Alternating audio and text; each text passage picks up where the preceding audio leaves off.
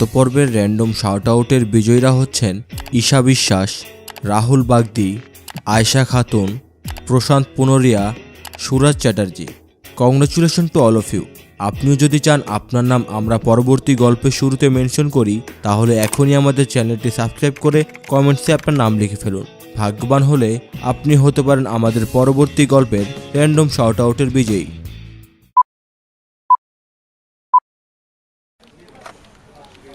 এবার বলুন তো কি সমস্যা? আপনি নাকি ডেস্কে বসেই ঝিমিয়ে পড়েন। কি শরীর খারাপ টারাপ করেছে নাকি? স্যার, ঘরের বাইরে এই প্রথম তো। রান্নাবান্না এর আগে কখনো করা হয়নি। নিজে নিজে রান্না করে খেতে খুব সমস্যা হচ্ছে। ভাজে পোড়া খেতে খেতে পেটে একদম বদহজম হয়ে গেছে। এই সমস্যা? আচ্ছা দেখি আপনার জন্য কি করা যায়। 2 সপ্তাহ হলো জয়েন করেছি, সব কিছু ঠিকঠাকই আছে, তবে সমস্যা ওই একটাই। আমার থাকার ব্যবস্থা হয়েছে এনজিওর পাশেই একটা ভাড়া বাড়িতে। রান্না একা একাই করে খেতে হবে, যা আমার জন্য একদমই নতুন। তবে খুশির খবর হলো আজ বিকেলেই এই আমাদের এনজিওর বসের একজন পরিচিত বাড়িওয়ালা নাকি আমাকে তাদের বাড়িতে থাকা এবং খাওয়ার ব্যবস্থা করে দিবে। এই খবরটা শোনার পর আর দেরি করিনি, অফিসে ছুটি করেই চলেছি তাদের বাড়ির উদ্দেশ্যে। ভেতরে কেউ আছেন? মিনিট 2-3 পর ভেতর থেকে বয়স্ক মতন একজন লোক বেরিয়ে এলো। কাকা নমস্কার। বাবা, ও তোমাকে তো ঠিক চিনলাম না। রূপঙ্কর স্যার বোধহয় আমার কথা আপনাকে বলেছিল, মানে ওই আপনাদের বাসায় থাকার কথা আর কি। ও তুমি সে? জি কাকা, আমার নাম সুরঞ্জন। এরপর আমি তাদের বাড়ির ভেতরে ঢুকে আমার থাকার রুমটা দেখে নিলাম। সব কিছু দেখে আমার বেশ ভালোই লাগলো। বাড়িতে শুধু সেই বয়স্ক লোকটি আর তার স্ত্রী, আর অন্য কেউ থাকে না। বাবা, এটাই তোমার থাকার ঘর। আমাদের সাথেই খাওয়া দাওয়া করবে। আশা করি তোমার কোনো সমস্যা হবে না। তুমি চাইলে আজই উঠে যেতে পারো। কাকা, আপনাদের অনেক ধন্যবাদ এখানে থাকতে দেওয়ার জন্য। আমি বরং কাল থেকেই এখানে উঠে পড়ি। আজ 7 দিন হয়ে গেল আমি এই বাড়িতে উঠেছি। সব কিছু ঠিকঠাকই চলছিল, তবে 8মতম সন্ধ্যায় ঘটল ঘটনাটা। সেদিন আমার অফিস বন্ধ ছিল। বাইরে শৈত্যপ্রবাহ চলছিল, প্রচণ্ড শীত, তার সাথে যোগ হলো গুড়ি গুড়ি বৃষ্টি। সন্ধ্যায় হঠাৎ আমার দরজায় কড়া নাড়ার শব্দ ভেসে এলো। দরজা খুলতেই দেখি বাড়িওয়ালা কাকা। বাবা, ঘুমাচ্ছিলে নাকি? ও একটু চোখ লেগে এসেছিল। কিছু বলবেন কাকা? তোমার কাকিমার ভাই হঠাৎ খুব অসুস্থ হয়ে পড়েছে। অবস্থা খুবই গুরুতর। আমরা এক্ষুনি সেখানে যাচ্ছি। আসতে হয়তো কদিন লাগতে পারে। ঘরের চাবি তো তোমার কাছেই আছে। শুধু খাবারটা এই কদিন একটু ব্যবস্থা করে নিও। ঠিক আছে কাকা, আপনি এ নিয়ে একদম টেনশন করবেন না, আমি ম্যানেজ করে নিব। বাড়িওয়ালা কাকা চলে গেল। তার মানে এ কদিন নিজে নিজে রান্না করেই খেতে হবে। রাত তখন 11টা বা 11:30 হবে। বাড়িওয়ালা কাকা চলে যেতেই কখন যে ঘুমিয়ে পড়েছি বলতেই পারবো না। চোখ খুলে দেখি এত রাত হয়ে গেছে। এত রাতে রান্না করে খেতে একদমই ভালো লাগছিল না। ক্ষুধাও লেগেছে বেশ। বেরিয়ে পড়লাম কোনো টং দোকান বা হোটেলের উদ্দেশ্যে। যদি রাত্রের জন্য হালকা কিছু খাবার জোটে তাহলেই চলে যাবে। গুড়ি গুড়ি বৃষ্টি, সাথে প্রচণ্ড কুয়াশা। মিনিট 10 হাঁটার পর মেন সড়কের পাশেই ছোট্ট একটা টঙের মতন কিছু একটা নজরে আসলো। টিম টিম করে ভেতরে একটা হ্যারিকেনও জ্বলছিল। কতবারই তো এই পথ দিয়ে হেঁটেছি, তবে এই টংটা আগে দেখেছি বলে মনে হয় না। যাই হোক, আগে গিয়ে দেখি যদি খাওয়ার মতো কিছু পাওয়া যায়। আমি দ্রুত সেই টঙের কাছে এগিয়ে গেলাম। টংটার কাছে গিয়ে দেখি ভেতরে দুজন বসা, একজন টঙের মালিক, আরেকজন হচ্ছেন কাস্টমার। বয়স্ক, মাথায় চকচকে একখানি টাক আর লম্বা আতপাকা গোঁফ। আমি টঙের ভেতরে গিয়েই লোকটার পাশেই বেঞ্চে বসে পড়লাম। বাবু কি খাবেন? কি আর দিবেন, বিস্কুট আর চা ছাড়া তো কিছুই দেখছি না। মাংস কষা আর লুচি আছে, খাবেন? লোকটার কথা শুনে যেন রুহ ফিরে আসলো। এই টঙে মাংস লুচি পাওয়া যাবে, তাও আবার এত রাতে, ভাবতেও পারিনি। হ্যাঁ হ্যাঁ দিন, তাহলে খুব ভালোই হয়। কি রাতে রান্না হয়নি বুঝি? লোকটা আমাকে এমনভাবে কথাটা বলল যেন সে আমাকে অনেক দিন ধরে চেনে। না, সন্ধ্যায় ঘুমিয়ে পড়েছিলাম। চোখ খুলে দেখি এত রাত হয়ে গেছে, আর রান্না করতে মন চাইল না। তাই ভাবলাম বাইরে থেকে হালকা কিছু খেয়ে যাই। ও, তা বেশ করেছ। নন্দীর রান্না বেশ ভালো, তবে একটু বেশি নিরিবিলি হওয়ায় বেশি লোকজন এখানে আসে না, এই আর কি। সত্যি, লোকটার রান্নার হাত কিন্তু বেশ ভালো। গরম গরম লুচি আর মাংস কষায় মন ভরে খাচ্ছিলাম। বোধহয় বাসা থেকেই লুচি মাংস বানিয়ে নিয়ে আসে লোকটা।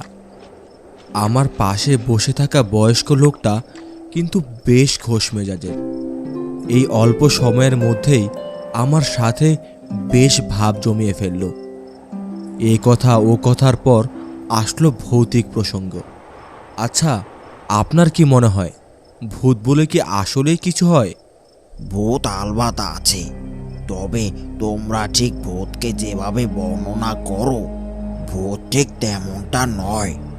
তোমরা ভাবো ভূত বিভৎস ভয়ঙ্কর দেখতে, লম্বা লম্বা দাঁত, তীক্ষ্ণতার নখ, ইয়া লম্বা 7 থেকে 8 ফুট দেখতে। এসব কিছু নিছক হাস্যরস ছাড়া আর কিছুই নয়। আপনার চিন্তা ভাবনা বেশ আলাদা, তা বলতেই হচ্ছে। তবে এতকাল সবার মুখে ভূত সম্পর্কে যা যা শুনেছি, তা কিন্তু বেশ গা ছমছম করা ব্যাপার। আপনার ভাষ্যমতে তাহলে কি তারা সবাই এতদিন ভুল জানতো? কে ভুল বা সঠিক সেটা বলবো না, তবে আমি নিজ চোখকে যা দেখেছি তাই তো বলবো নাকি। কি দেখেছেন মানে? মানে আপনি কি বলছেন আপনি ভূত দেখেছেন? যদি বলি হ্যাঁ। লোকটার এমন অদ্ভুত বাক্যলাভে আমি যেন একটু অবাকই হলাম। আমার এমন অবাক চেহারা দেখে দোকানদার লোকটা বলে উঠল, কি করো, সেই ঘটনাটা বলবেই নাকি? বলছিস? সত্যি বলবো? আচ্ছা এখন কি হচ্ছে বলুন তো? আমি তো আপনাদের কথার কোনো আগামাতা কিছুই বুঝতে পারছি না। আগামুন্ডু সব বুঝতে হলে তোমাকে একটা ঘটনা শুনতে হবে। হাতে সময় আছে তো? হ্যাঁ হ্যাঁ, বলুন না। ঘটনাটা ঘটে আজ থেকে প্রায় 25 বছর আগে। তখন আমি রেলের কাজ করতাম, আর সেই রেলের কাজে আমাকে একবার যেতে হয়েছিল পুরুলিয়ার একটা বেরো অঞ্চলে। তবে আমার আগে আরও 3 জন সেখানে গিয়েছিল এই একই কাজে। তবে কোনো এক কারণে কেউই সেই কাজ সম্পূর্ণ করতে পারেনি। শেষে আমাকে স্যার যখন ডেকে সেখানে যাওয়ার প্রস্তাব দিল, কেন জানি না আমি না করতে পারিনি। স্যারকে আশ্বস্ত করতেই পরের দিনই আমাকে পুরুলিয়ায় যেতে বলল স্যার। ব্যাগপত্র গুছিয়ে বেরিয়ে পড়লাম পুরুলিয়ার সেই বেরু অঞ্চলের উদ্দেশ্যে। দীর্ঘ জার্নির পর গিয়ে নামলাম সেই কাঙ্ক্ষিত স্টেশনে। সেখানে যেতেই সেখানকার স্টেশন মাস্টার আমাকে আমার সব কাজ বুঝিয়ে দিল। দুপুরে খাবারটাও তার অফিসেই সেরে নিলাম।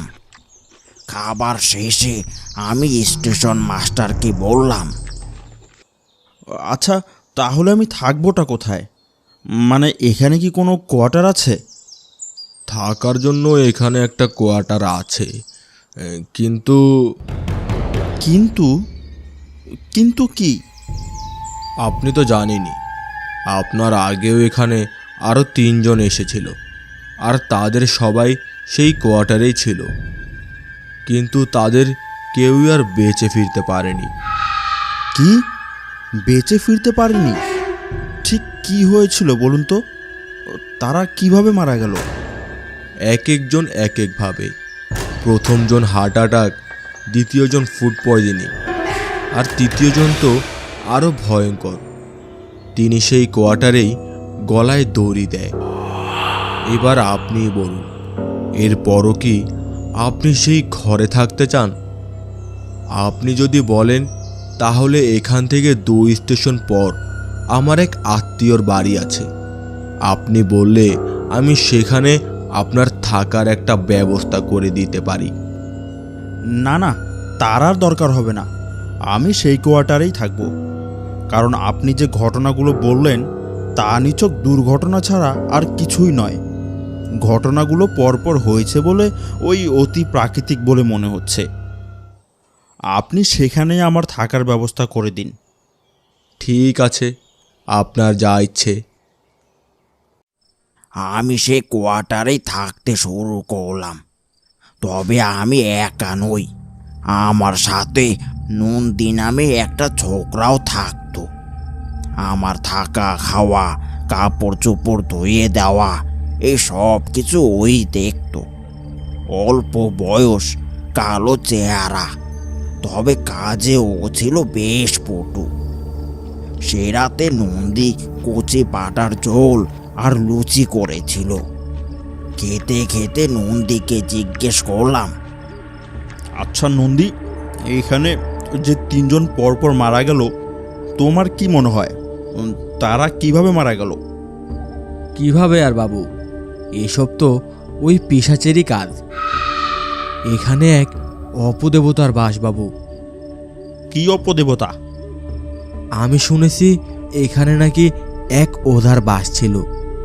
সে মারা গিয়েছে আরও অনেক আগেই, তবে তার অতৃপ্ত আত্মা এখনও এখানে ঘুরে বেড়ায়।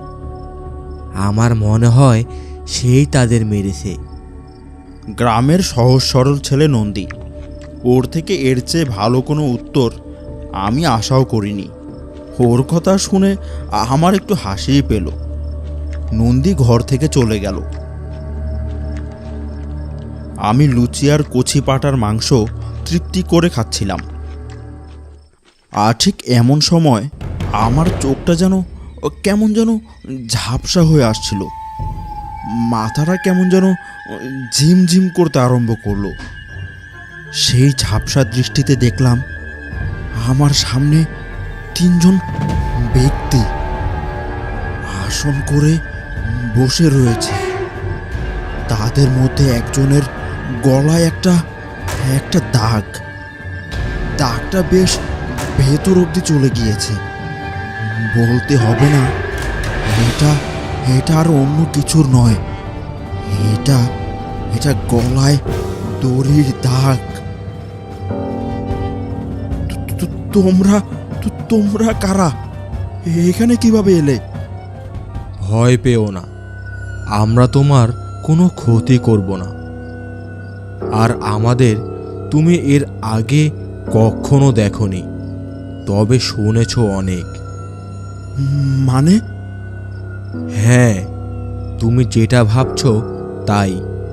তোমার আগে এখানে যে 3 জন এসেছিল এবং এই ঘরে যাদের মৃত্যু হয়েছে, আমরাই হলাম তারা। তোমার কিছু জানার থাকলে আমাদের জিজ্ঞেস করতে পারো। তোমাদের এই অবস্থা কিভাবে হলো? মানে মানে এসব কি নিছক কোনো দুর্ঘটনা নাকি অন্য কিছু? অন্য কিছু যদি কোনো ভূতের কথা হয় তাহলে বলবো না, আমাদের মৃত্যু কোনো ভৌতিক কারণে হয়নি, আমাদের খুন করা হয়েছে। কি খুন? মানে আপনাদের কোনো মানুষ খুন করেছে? আমাদের তিনজনেরই মৃত্যু একজনেরই হাতে। কে? এরপর তারা আমাকে যা বলল তা শুনে যেন আমার মাথা ঘুরতে আরম্ভ করলো। আমাদের খুন করেছে নন্দী। তন্ময় সরকার হলো নন্দীর হাতের প্রথম শিকার। ওনাকে ঘুমের ঘোরে বালিশ চাপা দিয়ে খুন করে নন্দী। এরপর হার্ট অ্যাটাক বলে চালিয়ে দেওয়া হয়। নন্দীর পরের শিকার আকাশ তালুকদার। তাকে মারা হয় তার খাবারে বিষ মিশিয়ে। পরে সবাইকে তার মৃত্যুর কারণ ফুড পয়জনিং বলা হয়। আর সবশেষে আমার মৃত্যু প্রথমে গলা টিপে, তারপর গলায় দড়ি লাগিয়ে সিলিংয়ে ঝুলিয়ে দেয়। আর এই সব কিছুর পিছনে রয়েছে নন্দী। এসব কি বলছেন আপনারা? নন্দী নন্দী তো খুব ভালো ছেলে। কি কারণেই বা ও আপনাদের এমন নৃশংসভাবে খুন করবে? নন্দী একজন সাইকো কিলার। ওর কাছে মানুষ হত্যা একটা নেশার মতো। কোনো কারণ ছাড়াই ও মানুষকে খুন করতে ভালোবাসে। এবার তুমি বলো তো, কে বেশি ভয়ঙ্কর, সেই অসহায় ভূতগুলো নাকি যারা কোনো কারণ ছাড়াই নন্দীর শিকার হয়েছে, নাকি নন্দী যে কোনো কারণ ছাড়াই শুধুমাত্র তার শখ পূরণের জন্য জলজান্ত 3টি প্রাণ নিয়ে নিল? এসব শুনে আমি যেন রীতিমতো কোনো ঘোরের মধ্যে চলে গেলাম। প্লেটের লুচিগুলো ঠান্ডা বরফে পরিণত হয়েছে। আচ্ছা, এরপর নন্দীর কি হলো, আর আপনি কিভাবে বেঁচে ফিরলেন? নন্দী আপনার কোনো ক্ষতি করতে পারেনি? এতক্ষণ ধরে নন্দীর 3টি খুনের ঘটনা তোমাকে বললাম, ওর শেষ খুনের ঘটনাটা তো এখনো বলিনি। সে রাতে আমি খাবার ছেড়ে আর উঠতে পারিনি, বলা চলে ওটাই ছিল আমার শেষ খাবার। ঝাপসা চোখে দেখলুম সেই 3টি আত্মা আস্তে আস্তে হাওয়ায় মিলিয়ে গেল, আর আমি লুটিয়ে পড়লাম সেই মেঝেতেই। চলে গেলাম এক গভীর ঘুমের গহ্বরে। কি বাবু, কি করতে যে এখানে এসেছিলেন? আচ্ছা, পাঁঠার মাংসটা কেমন হয়েছে বলেন না? ও, ভুলেই তো গিয়েছি, পাঁঠার মাংসে যতগুলো ঘুমের ওষুধ মিশিয়েছি আপনি তো আর ঘুম থেকেই উঠতে পারবেন না। আপনি গল্প কিন্তু বেশ গুছিয়ে বলতে পারেন।